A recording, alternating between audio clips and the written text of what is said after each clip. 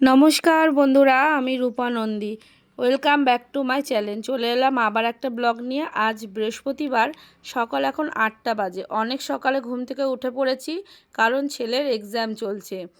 তো এক্সামের দিন তো খুবই প্রেশার থাকে, মানে ওকে তো রেডি করিয়ে স্কুলে পাঠানো, তার সাথে রান্নাবান্না, মানে সকালবেলাটা যেন মনে হয় যুদ্ধ লেগে যায় বাড়িতে, এত কাজের প্রেশার থাকে। তো স্কুলে পাঠানোর আগে ওকে একটু আমি ড্রয়িং প্র্যাকটিস করাচ্ছি, কারণ ওর আজকে ড্রয়িং পরীক্ষা। তো এদিকে ওকে আমি ড্রয়িংটা করতে দিয়ে চলে এসেছি রান্নাঘরে রান্না করতে। তো কি করে রান্না করছি আর কিভাবে এই যুদ্ধটাকে আমি জয় করছি, সেটাই তোমাদের সাথে আজকে শেয়ার করব। এত ব্যস্ততার মাঝে ভাবিনি ব্লগটা করতে পারবো, তা অনেক কষ্ট করেই করেছি। স্কিপ না করে প্রথম থেকে শেষ অবধি তোমরা দেখো, আশা করি তোমাদের ভালো লাগবে। তো সকালবেলা জলখাবারে আমি করছি এখানে আলু চচ্চড়ি, রুটি দিয়ে খাবে আমার হাজবেন্ড।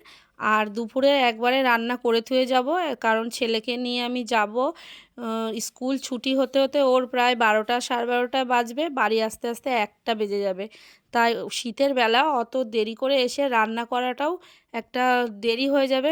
তখন দুপুরে এসেই ছেলে খেতে চাইবে, ওর বাবা খেতে চাইবে। তার জন্য আমি কষ্ট করে হোক যাই হোক একটা তরকারি হলেও দুপুরের জন্য রান্নাটা সেরে থুয়েই যাব, যাতে এসে আর ওদের খাওয়ার দেরি না হয়। তো সকালবেলা ও এত কাজের মাঝেও ব্লগটা করছি। তো অনেকেই ভাবে যে এরা সবসময় রিলস করে, ভিডিও করে, এদের মনে হয় বাড়িতে কোনো কাজ নেই। আমি যখন রাস্তার দিকে যাই না একটু রেডি হয়ে, বিকেলবেলা আমাদের শর্ট ভিডিও করতে হয়, অনেকে হাঁ করে তাকিয়ে থাকে, নানান রকম প্রশ্ন করে। এইগুলো আমার খুব খারাপ লাগে। মানে মানুষে মনে করে এদের কোনো কাজ নেই।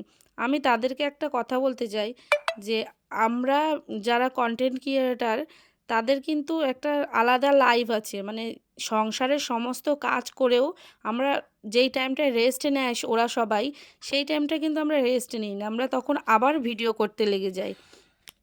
তো এটাই আমাদের জীবন।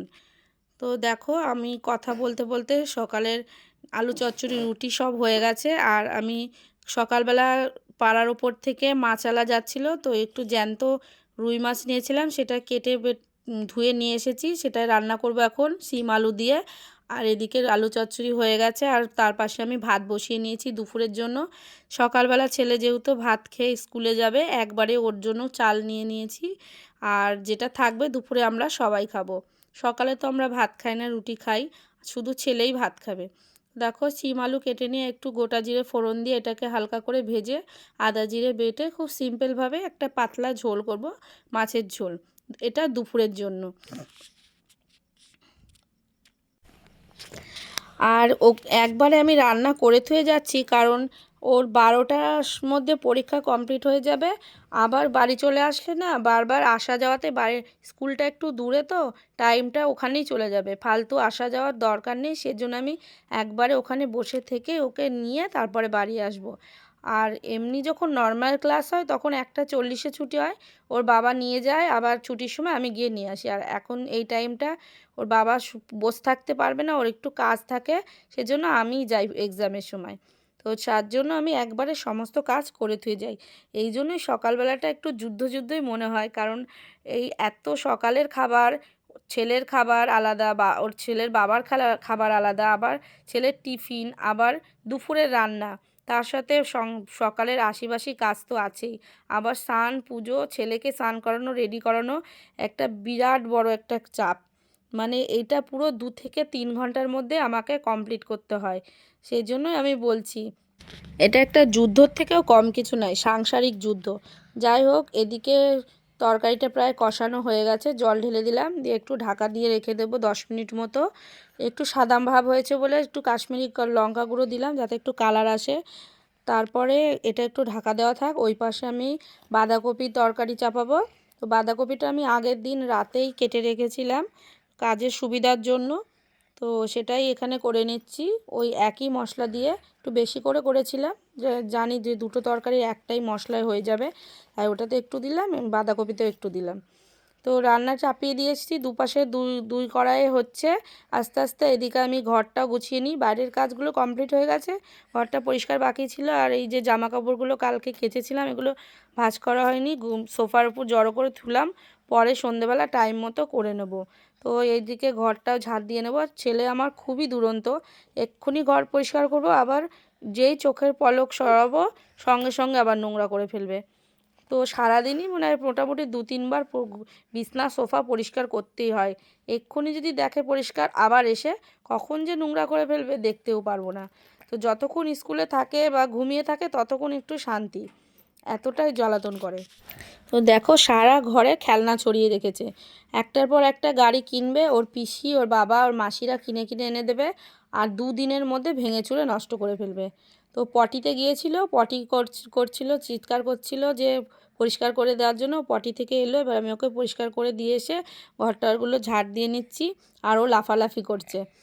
স্কুলে যেতেও খুব ভালোবাসে, যেদিন রোববার থাকে সেদিনও স্কুলে যাওয়ার জন্য কাঁদে।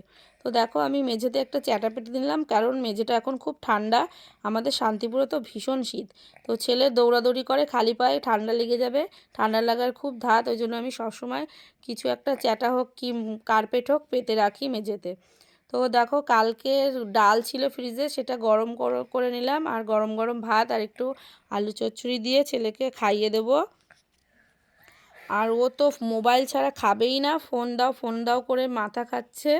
তো ফোনটাও ও নেবে এখন। তো আমি এর উপর একটু ঘি ছড়িয়ে দিলাম, দিয়ে ওকে খেতে বসিয়ে দেবো। একা খেতে পারে না, খাইয়ে দিতে হবে, মোবাইল দেখবে তবেই খাবে। তো সেটা আর ওর খাওয়াটা আর ক্যামেরা করা হয়নি, কারণ ও ফোনটা আমার নিয়ে নিয়েছিল। এই দেখো বসে আছে, ফোন দেবো তারপরে খাবে। তো রোদে বসিয়ে খেতে দিয়েছি, আর এখন শীতকালে রোদে বসে খাওয়ার মজাটাই আলাদা। আমরা সবাই রোদে বসেই খাই। আর ওদিকে ওর জন্য স্নানের জল গরম বসিয়ে দিয়েছি, আর ওকে খাইয়ে দিয়ে তারপরে স্নান করিয়ে নিয়ে তারপরে আমিও স্নান করে নেব। এদিকে দেখো ছেলে আমার একাই স্নান করছে। স্নান তো না, জল নিয়ে খেলা করে, একবার এই মগ একবার ওই মগে ঢালছে। আমি গিয়েছিলাম ওকে স্নান করাতে, ও হলো না, ও নিজে নিজে স্নান করবে। দেখো হাত পা ডলছে, আর আমি পিছন থেকে ক্যামেরা করছি।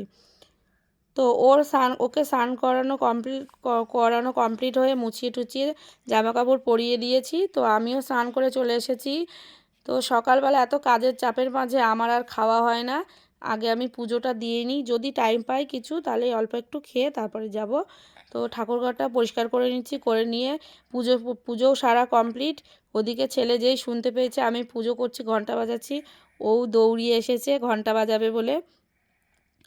আমার যখন অসুবিধা থাকে মাঝে মধ্যে ও সন্ধে পুজো দেয়, যেটুকু পারে, পারে না জলমল ফেলে দেয়। তা যাই হোক, ও পুজো দিতে, মায়ের কাজ করতে ভালোবাসে।